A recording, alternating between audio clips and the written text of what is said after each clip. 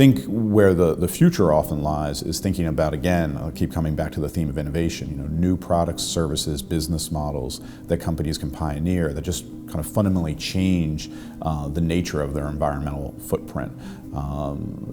If you again look at the challenges we face, especially around climate change, marginal changes in behavior are just not going to get the job done. And I think thinking in that more broader systemic way is going to be what's needed to really move the needle. One of the things we have to think more about is how do we achieve change as a system rather than thinking of sustainability efforts of individual companies. Because there's some things a company can do, some things they cannot do.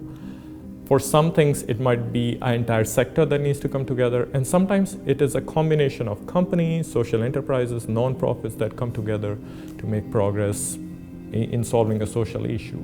And that's a much more effective way of approaching it, realizing different kind of organizations have different strengths and different constraints. So rather than blaming a particular organization for not doing certain things, it's about saying what can each organization contribute and how can we as an entire community make progress on some of these issues. I think more and more academics in business schools and more practitioners in the business world are realizing you can't just depend on the government or somebody else to do this job.